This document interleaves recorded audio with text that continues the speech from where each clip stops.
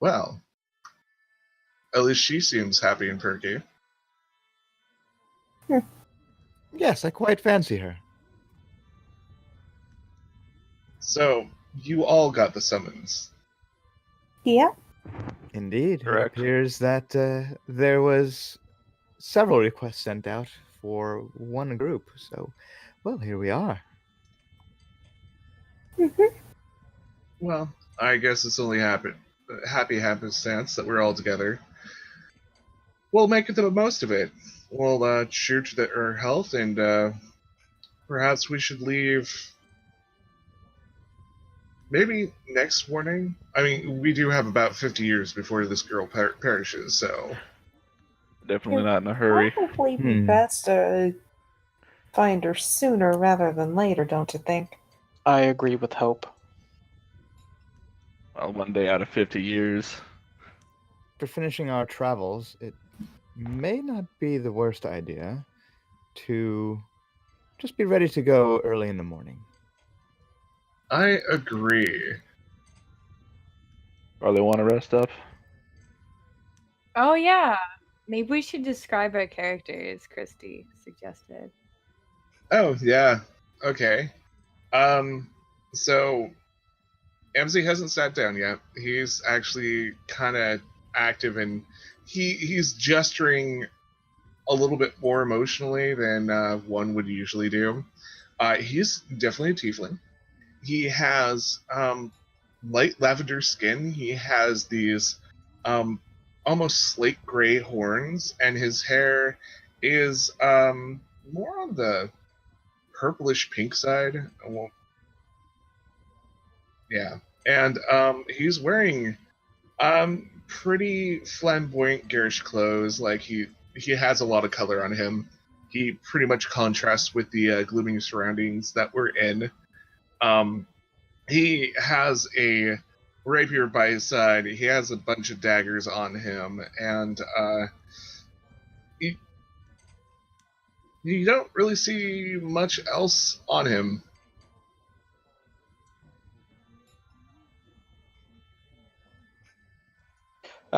Standing next to Amzi is Gamma. He's a 7-foot tall warforged. Most of his body's made out of steel. He has a shade of a kind of a cobalt blue with different parts just kind of peering through as regular steel color. He has intricate designs and different letterings engraved all over his body. You can read some words here and there. Other words don't make any sense. And he carries a large shield and pack on his back and a morning star as well. And he just stands next to Amzi, surveying the room.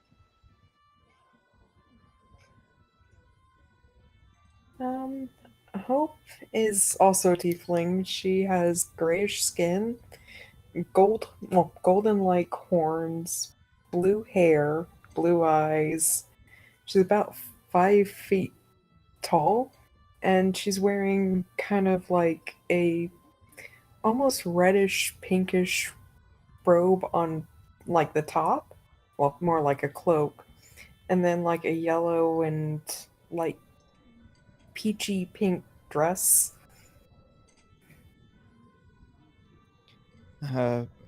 Paris is 6'3", sort of light brown, copperish type of skin, greenish, blackish hair. Sort of a mostly black, but with hints of dark green hair and silvery eyes. Just a light blush to his face at all times. Just kind of and a little bit of a grin, and no matter who Paris may be looking at, almost looks like he's flirting 24/7. He carries a staff that is wrapped in it's a quarterstaff, but it's wrapped in vines and has leaves growing out of it, and just a little flourish at the top of some extra leaves and sprouts, sort of winding around each other. And he likes the color purple. So he wears a purple vest and sort of a 3/4 sleeve purple shirt, I guess. And carries also some basic leather armor and a shield that seems to always be making some kind of face, sometimes a different face than you thought it was before. Alright, Doran's got like a tan trench coat. He's got some leather. You guys can see some leather armor underneath. You guys can see like a rapier kind of sticking out from underneath the trench coat, and he's got a short bow on his back with a quiver. He's also smoking a pipe, and he's got like black hair. He's a wood elf, so he's got like a copper skin tone, and he's got green eyes, and his hair's kind of greased back behind his ears, kind of shoulder length. Yeah. Alistair is mid-40s. He is an Earth Genasi, and he has like almost like moss and like a lot of like little mushrooms growing out of him. He's just black hair, long black hair, and almost like the moss is growing from out of his hair as well. And he's wearing a lot of like brown furs and just black shirt and stuff.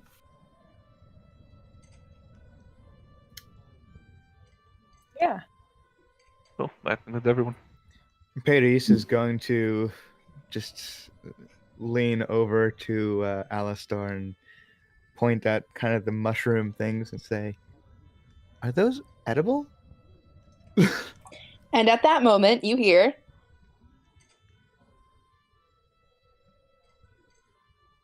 Is that And- cannibalism? No. Not the no. sound, sorry. I was that- gonna say, no. Was that Alistair or was that Phoenix? No. I'm And- curious. Would that be Part of cannibalism? you. Are they just growing on you? Right? Anyway, you hear the sounds of a fight breaking out. So you have just heard a table flipped in the background and a lot of shouting. And you see, when you turn around, two large, burly fishermen just swinging at each other. What do you do? Sit there and keep smoking. So there are, let's see, 2 of them? Yep. I think I only can be 1 humanoid. Yeah, since we're gonna go to sleep anyways, I want to cast Calm Emotions on these guys. I have that too, so if I see you do that, I might copy you if you fail. Yeah, let's tag team Calm Emotions. I can just post it up here, and Break down.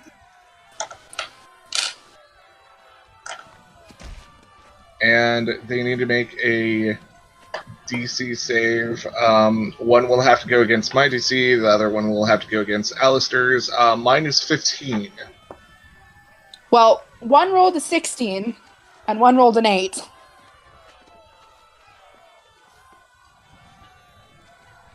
Mine is 14. So, yeah, one of them will ultimately not be calm, and the other one will be calm. Okay, one of them gets a glazed, distant look on his face, and the other picks up a chair and smashes it over his head. The one that's picking up the chair and smashing it over the other one's head, Paris would like to cast Charm Person on that one. Okay, what save is that? That is a Wisdom save, DC 13. He rolls a 17. Oof.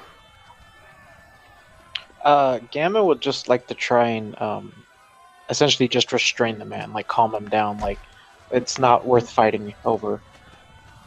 I might use command if nothing else works. Okay, Gamma, I need you to make a dexterity saving throw. All right.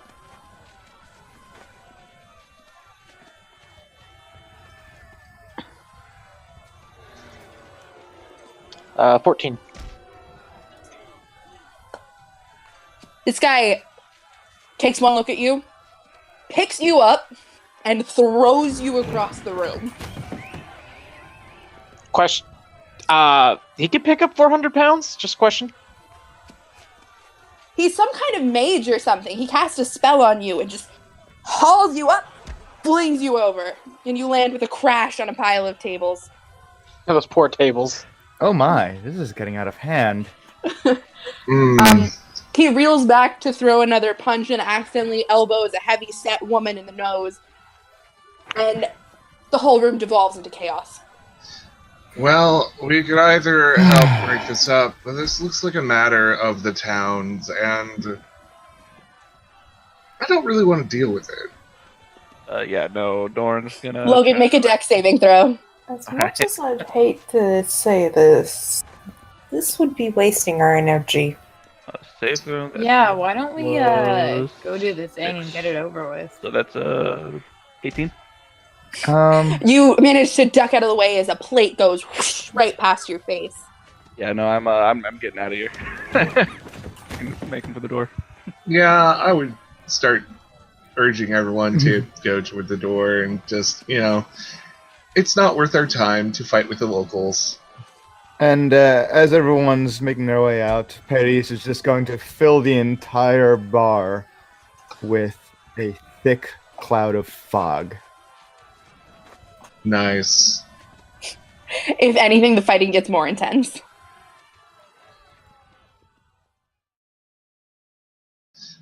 Well, those were some headstrong people in there. Never brought me my drink. You could say that again. Okay, are y'all heading out for the forest? We gonna get a wagon or a boat or something? So- It seems like the town might be a little bit on edge, and I'm not sure if there's anything we can really gather. It sounds like their supplies are pretty sparse. Would we want to start making our way and perhaps rest along the way? Rest in the woods sounds kind of dangerous. Nah, I do it all the time. Didn't they say there were wolves out there? Yeah, big wolves. Dire wolves, maybe? But I don't think any of those wolves can actually pick up someone like Gamma. Hopefully.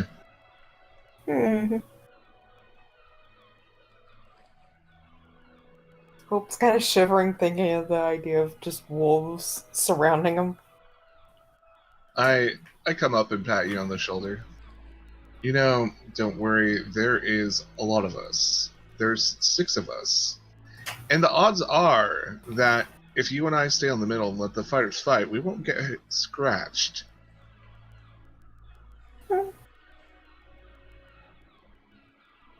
That didn't help, did it? Mm-mm. Well, just think. The woods, it's an adventure, right? We're having a little adventure out into the woods. We're camping. We're going to have good food over a fire on a spit.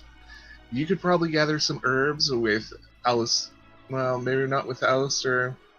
But we could find herbs on the way and make you a nice tea. It will be fine. And then she kind of slaps her face and she's like, alright. Alright. Let me know if there's any dead things. Well, we'll let you know straight away when something dies.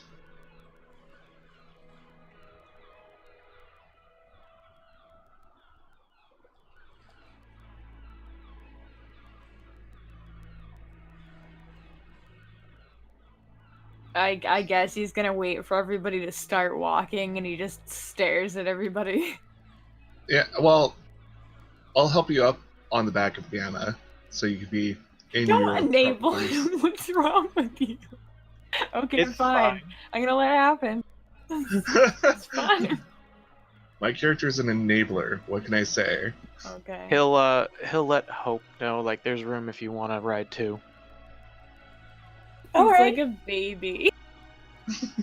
He has to be carried. I'll help Hope up too. This is funny. Free ride. Whee! Peyton just sort of looks on and grins and says, "That's adorable." Thanks. Okay, y'all are heading for the forest. Yes, we're all heading for the forest. What's your marching order? Gamma's probably going to be in the front. I'll be behind Gamma. Yeah, I think Paris will be walking right along MZ. Dawn will probably just take up the rear and keep a lookout.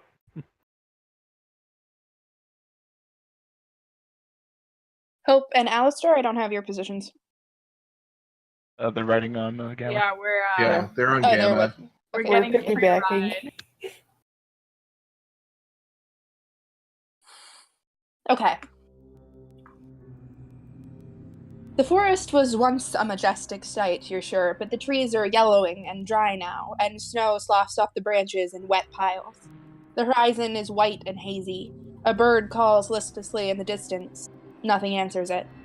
It's still chilly, but not as cold as you'd expect. Sticky black mud pulls at your feet, and from now on, everything off of the path is difficult terrain.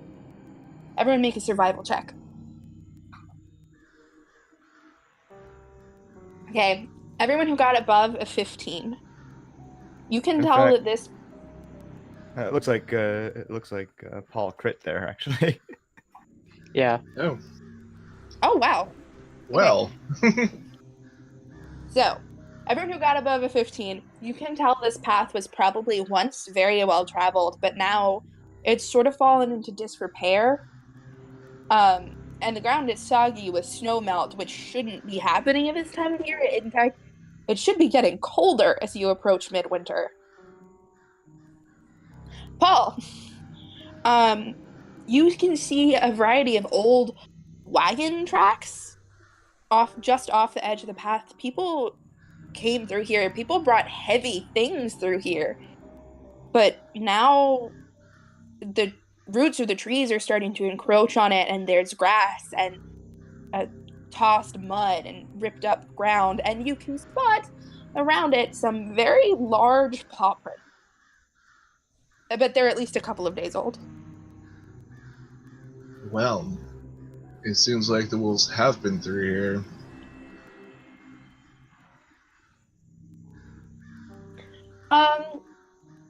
It's around 1 in the afternoon, so no.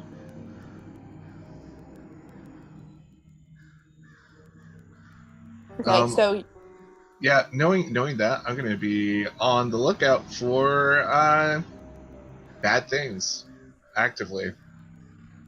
okay, Paul is on the lookout. Okay, is there anything you'd like to do, or are you just gonna follow the path? Is there anything else to investigate around here, or just the wagon tracks and the paw prints? Wagon tracks and paw prints, unless you want to go explore deeper into the woods and step off the path, then no. No, this seems spooky enough. Yeah, Paris will also just walk along on the path and keep an eye out. The trees are thick with rough, low-hanging branches. You walk for a couple of hours and don't hear much more than the occasional lone cry of a bird, or occasionally in the distance the howl of a wolf. And every now and then there's a fallen tree trunk collapsed at odd angles, and decaying logs crisscrossing the snow. Piles of boulders block the way, and ripped up roots create artificial tangled walls, but the path is straight. Eventually, after 5 hours of walking, it's around 6 in the evening, the sun just beginning to lower over the water, The forest floor dips away from you, forming a ravine. Do you stay on the path and go in, or try and find a way around? I say we follow the path. I mean, it's getting to be what time of day again? Around 6 in the evening. It's probably a good time to stop, actually. So, Do we want to perhaps descend into the ravine, see if there's good shelter in there? well, the only problem with the ravine is if there's enough water, we'll drown. I can destroy water too. Plus, wouldn't we be trapped? I can Yes. create food in water too. He just like mumbles. Thank you, Alistair. Your services will always be needed. But yes, Paul, make a perception check. I.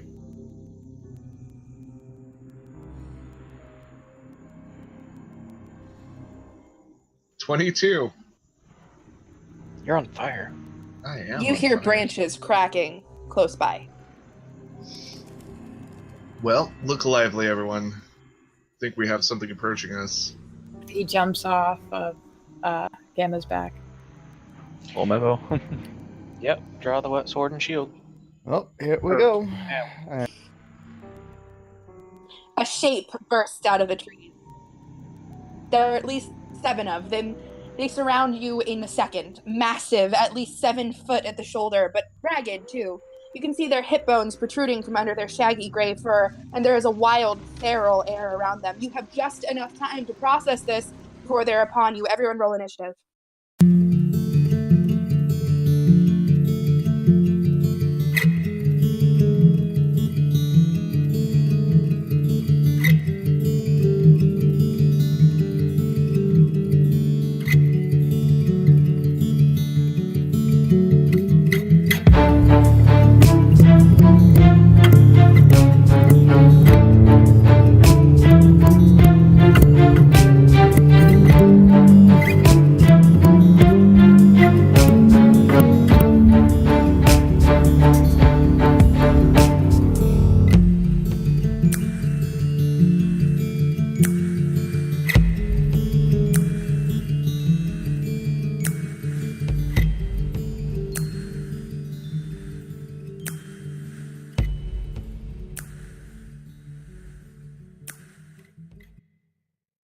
Please remember to like, share, comment, and subscribe.